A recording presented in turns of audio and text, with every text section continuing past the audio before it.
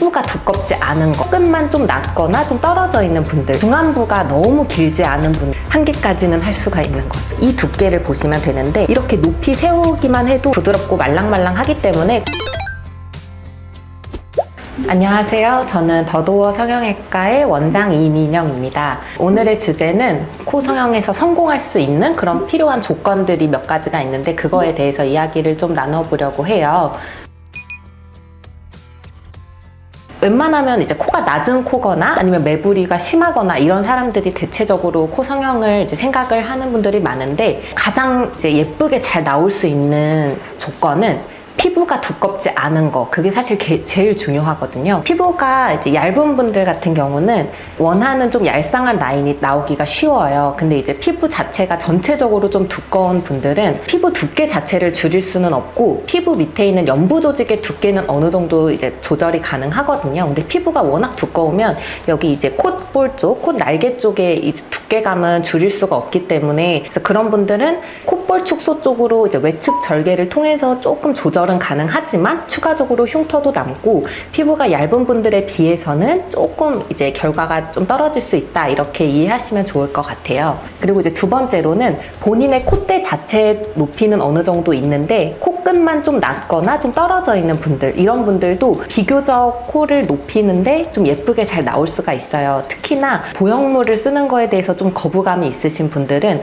이제 보통 콧대를 높이는 거는 보형물이 사실 가장 좋은 방법이긴 한데, 이제 보형물은 염증이 생길 수도 있고 좀 그런 거에 거부감이 있을 수 있기 때문에 콧대는 이제 놔두고 이제 코끝만, 떨어져 있는 코끝만 이제 내 연골을 통해서 높일 수 있다, 이렇게 이해하시면 좋을 것 같아요. 그리고 세 번째로는 중안부가 너무 길지 않은 분들, 이런 분들이 사실은 예쁘게 나오기가 좋아요. 근데 이제 중안부가 길다는 건 이제 내 눈썹부터 내 입술까지 이 거리가 길다는 건데, 이 거리도 이제 코 자체의 길이가 필요하고 아니면 인중의 길이가 필요하고 아니면 이제 눈과 눈썹 사이의 거리가 이제 다 이제 필요한 조건인데, 코 자체의 길이가 워낙 긴 분들은 이제 코 성형을 했을 때도 아주 짧게 만들기는 어렵거든요. 다만 이제 실리콘, 그러니까 콧대를 높일 때 실리콘의 위치를 조금 아래로 하면 기존보다는 조금 덜 길어 보이게 할 수는 있죠. 근데 이제 애초에 코가 길지 않은 분들에 비해서는 약간 예쁘게 나오기는 조금 부족할 수 있다, 이렇게 이해하시면 좋을 것 같아요. 짧은 코 중에서도 이제 코끝 자체가 조금 올라간 들창코처럼 약간 들려있는 코는 길게 충분히 만들 수가 있어서 그런 분들은 길이 연장하는 데에는 전혀 어려움이 없어요. 근데 오히려 애초에 여기 거리 자체가 긴 분들이 사실 좀 불리하다고 보시면 될 것 같아요. 그리고 하나 더 말씀드려보면, 본인의 연골 자체의 크기가 이제 볼륨감이 어느 정도 있는 분들이 원하는 만큼 높이 예쁘게 세울 수가 있는데요. 특히나 우리 요렇게 이제 있는 알라카틸리지라고 하는 요 연골 말고도 그 가운데에 비중격이 있는데, 비중격 크기가 큰 분들도 그 비중격을 써서 이제 높이감을 좀 높게 보완해 줄 수가 있고, 근데 이제 콧날개 쪽에 있는 이 연골 자체도 너무 작지 않고 커야 얘가 어느 정도 높이를 최대한 잘 늘리면서 높이를 세울 수가 있거든요. 거기에 추가적으로 하나만 더 말씀드리면, 피부가 너무 타이트하지 않고 이렇게 우리가 코끝을 이렇게 당겨 봤을 때 말랑말랑하고 부드러운 그런 피부를 가지신 분들이 이제 어느 정도 높이를 잘 세우면서 예쁘게 코를 만들 수가 있습니다. 피부가 두껍고 코가 잘 늘어나지도 않고 코가 작으면은 사실상 그렇게 막 크게 변화는 못할까요?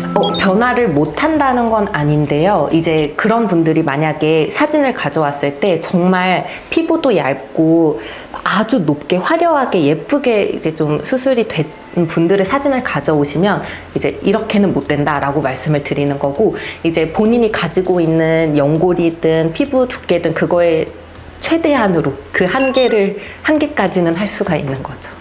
근데 이제 본인이 원하는 정도에 따라서 그것까지는 안 될 수 있다라고 말씀을 드리고 있어요. 가장 쉬운 방법은, 코에는 지방층이 굉장히 얇아요. 그래서 이렇게 내가 잡아봤을 때 이 두께를 보시면 되는데, 네, 자기 콧대를 만져서 이렇게 잡아봤을 때 이 두께가 두껍냐 얇냐 이걸로 사실은 가장 보기가 쉽고, 그 외에도 여기 두께는 여기는 거의 피부밖에 차지하고 있지 않고 연골은 여기까지밖에 없기 때문에 요 두께가 딱 두꺼운 분들 있죠. 이런 분들은 그냥 피부가 두껍다고 보시면 돼요. 그래서 이 부분은 사실 수술적으로 해결하기가 좀 어렵다라고 보시면 될 것 같아요. 어떻게 보면은 일리가 있는 말인 게, 복코가 심한 분들은, 특히나 여기가 되게 동그랗고 넓게 퍼져 있는 그런 복코이신 분들은 이렇게 높이 세우기만 해도 여기가 조금 좁아지는 효과가 있기 때문에, 그리고 연골을 통해서도 약간 모아주면 여기가 좀 좁아질 수 있거든요. 그래서 그런 부분에서는 좀 유리하고요. 근데 이 부분은 애초에 두께감이 두꺼운 분들은 수술적으로 이제 피부는 남겨놓고 그 안에 연부 조직을 조금 제거하면서 얄쌍하게 만들 수는 있거든요. 그래서 높이를 높이 세우고, 이제 높이 세우면서 여기 코끝에 연부 조직을 조금 잘라내고 제거하는 걸로만으로도 많이 복코 교정이 가능합니다. CT를 찍어서 볼 수도 있고요. 근데 이제 CT를 찍으면 이제 우리 코뼈도 나와 있고 연골도 흐릿하게 좀 음영감으로 있어서 볼 수가 있거든요. 그래서 CT로도 크기를 측정할 수 있는데, 사실 그냥 어차피 코 수술을 하게 되면 열어서 다 확인할 수 있기 때문에 굳이 CT로 뭐 크기를 측정할 필요까지는 없고, 특히나 이제 첫 수술 하시는 분들은 뭐 비중격이 많이 휘어 있거나 이런 분들은 CT로 확인을 해보는 게 좋은데, 많이 휘어있지 않거나 하면 수술적으로도 충분히 수술방 안에서 확인할 수가 있고요. 만약에 비중격이 좀 작다 하면 이제 귀연골을 쓰거나 이제 늑연골을 쓰거나 하면서 추가적으로 필요한 연골을 또 써야 된다고 알고 계시면 돼요.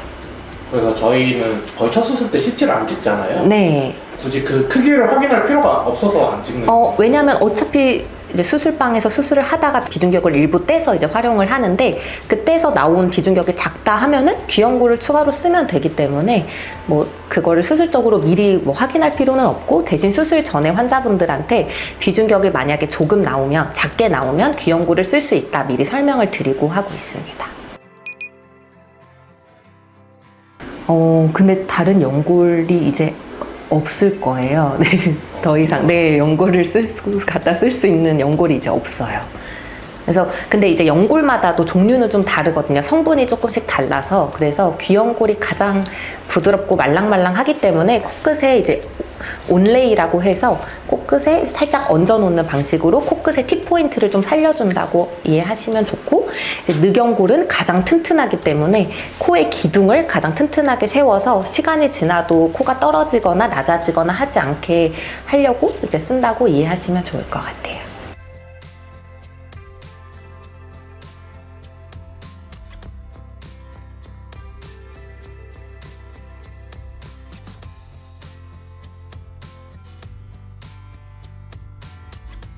네, 지금까지 이제 코 성형을 성공할 수 있는 몇 가지 조건들에 대해서 다뤄봤고요. 다음에는 좀 더 유익한 주제로 찾아뵙겠습니다. 지금까지 더도어 성형외과 원장 이민영이었습니다.